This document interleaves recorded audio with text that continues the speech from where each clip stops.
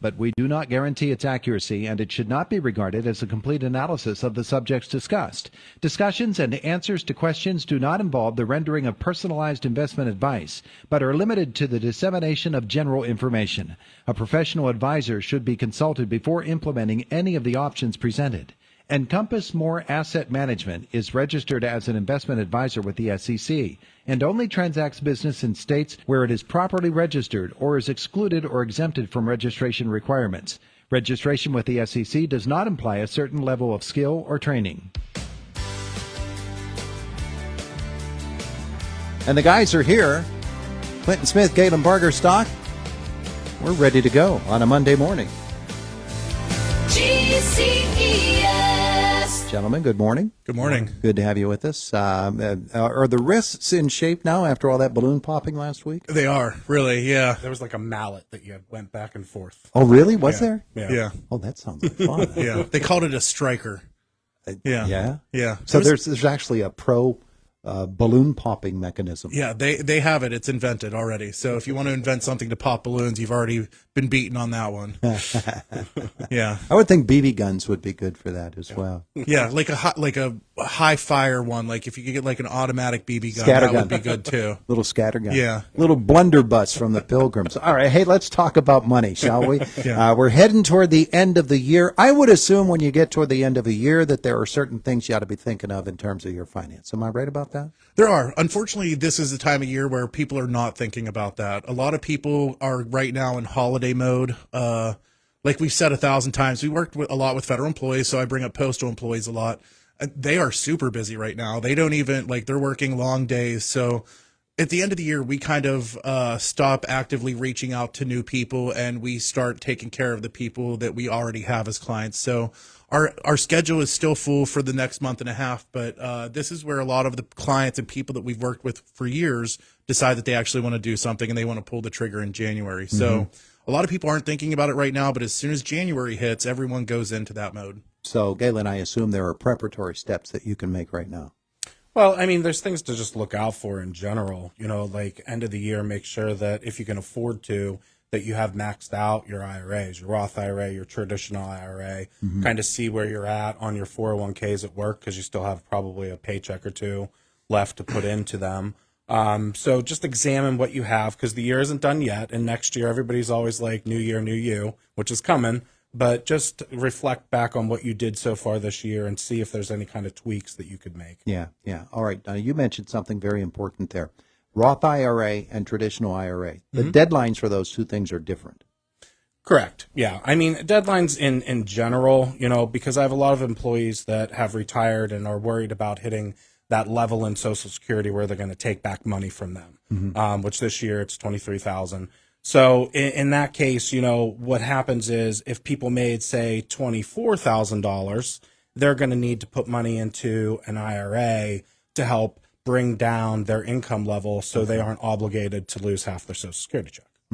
Makes perfect sense. Yeah. Makes perfect sense. So that's one of the things that you want to think of when you get toward the end of the year. Yeah. If you're retired with a part-time job, correct. Yeah. Yeah. Maxing out your investments is another thing too. I know the limits are different. The 401k this year is $23,000.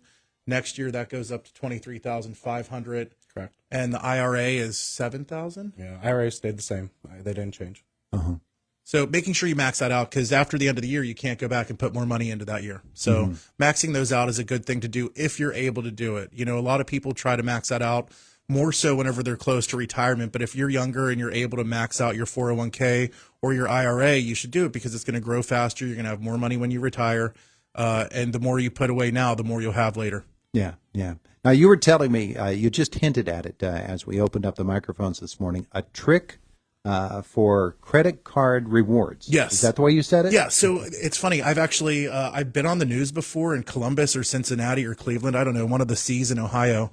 And I went on to talk about back to school shopping, which I've only done that with my mom. So don't believe what you hear on the news half the time. But I also went on. I appreciate that. So much. Yeah. I also went on to one time to talk about not back to school shopping, but Christmas shopping and not using credit cards. But in the last couple of years, I love credit cards. And one of the tricks that we have, and this is, so it's kind of like a triple dip in credit cards rewards points. So, for example, Galen goes to Marriott whenever he's traveling for work. Mm-hmm. So he's always on the road, probably like 1 to 2 weeks a month, depending on the month. And when he's out there meeting with people, he stays at Marriott's. Okay. So when he's at the Marriott has their own rewards program, their own loyalty number, whatever. So he uses that. When he checks out, he uses our business American Express, which also has rewards points, right? So take it a step farther. We cash in those Marriott rewards points for, let's say, Pottery Barn gift cards. It's how we furnished our entire house almost. Okay. So we take the Pottery Barn gift cards. We also get them from Marriott. We also get them from American Express, right? So we have 2 gift cards from both of those places. Then get a Pottery Barn gift card or a credit card as well. You have that Pottery Barn credit card, which also has its own rewards points, right? So you're getting them from Marriott, you're getting them from American Express, and you're getting them from Pottery Barn's credit card itself. Then in the end, all you have to do is find a person that's willing to take the time to do it, or you do it for them. You pay all of your credit card bill with all of those credit cards, and then also get rewards points off your credit card. So you're getting rewards points for Marriott from your Pottery Barn, or I'm sorry, you're getting Pottery Barn gift cards from your Pottery Barn credit card. You're getting it from Marriott, and you're getting it from American Express. We've literally gotten thousands and thousands of dollars doing this. Galen is standing there shaking his head like, yeah, it makes perfect sense. It makes no sense to me, Galen. That's why I need somebody like you guys. I thought that it was a crazy idea when we started doing it, but Pottery Barn seems to give the most. You can do it with Nike, Outback Steakhouse. I mean, there's tons of different rewards credit cards you can get, but Pottery Barn seemed to be the best. We got so involved with it that I actually have, she's a personal shopper for me now, Linda, and you're only allowed to use 10 coupons per transaction. So you have to separate it if you have more than 10 coupons, which we usually do. Yeah. So, and the thing with all of these different rewards points, you know, he goes to Marriott all the time, so he always goes there. So we get a ton of points. We always use that American Express for all of our business purchases, so we have a ton of points there. And that's something that the whole reason I'm bringing it up is a lot of people don't think, hey, I want to spend a ton of money on Christmas this year. Instead of pulling it from your retirement, at the end of the year is a good time to go through and check and see, where do I have gift cards at right now? A lot of places will also allow you to get the gift cards in a digital format, so you don't have to wait for it to come in the mail. So you're able to get them now to spend more money on people for Christmas, or even give them those gift cards if you want to get the physical copy in the mail. Also, too, I've done the math.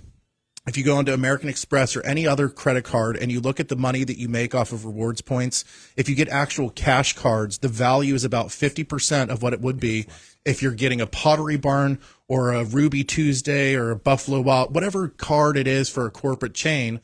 You can get those cards, and it's usually about 50% more that you'll get by buying those rather than an actual American Express, Discover, Visa gift card, cash card itself. All right. So this is, I just wanted to show you guys something. This is in my pocket right now, and you probably have not seen anything like this. In a while, cash. This is actual American cash dollars.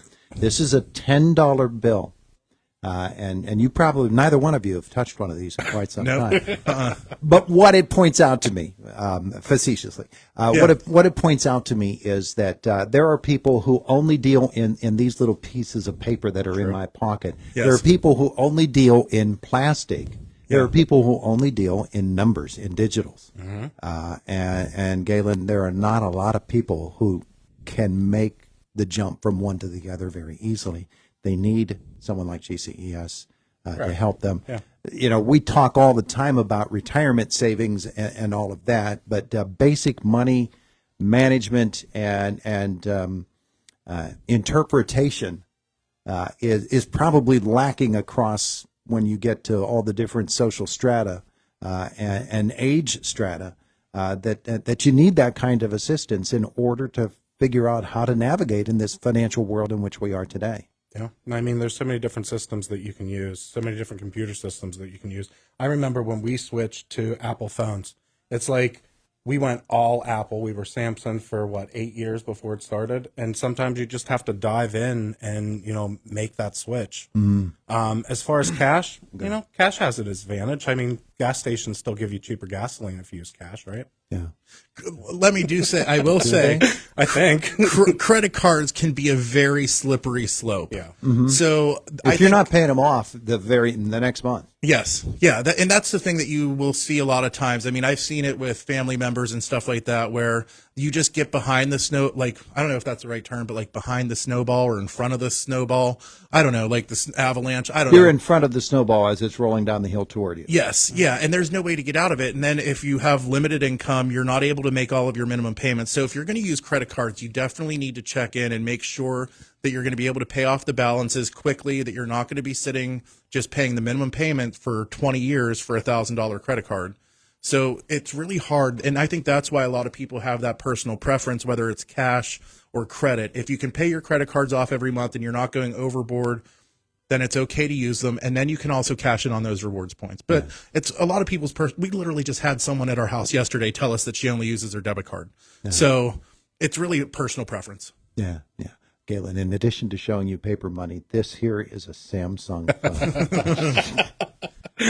All right, somebody wants to hook up with GCES and all have this all not only explained to them, but made simple for them. What should they do? Just give us a call, 724-915-0000, or stop in our office on Philadelphia Street. It's 1780 Philadelphia Street. You can also find out more about us online at gces.us. You can also go to WCCS Radio and see all of our past videos of us being on here too. So there you go. Check it out. There you go. Guys, thanks so much. Thank you so much. Thank you. It's the voice of Indiana County. It's WCCS 101.1 FM, AM 1160, WCCSradio.com. 25 minutes after 8 o'clock. Boomer Sports next. This is Boomer and Science with Sports Minute, sponsored by TGL, presented by SoFi, beginning on January 7th on ESPN. Keep up, it's golf. Today's birthday shout-out goes to Aaron Rodgers. The 41-year-old future Hall of Famer has unfortunately outlived his gridiron glory here in New York. Despite the Jets giving him a hand-picked supporting cast, this gangrene experiment has failed. I'm Boomer Esiason.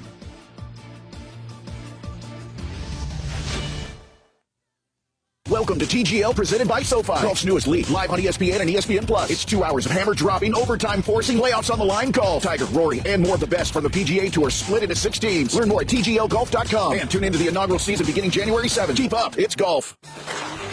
Oh no, my phone. Hear that? It's the sound of a skater dropping her phone and smashing it on the ice.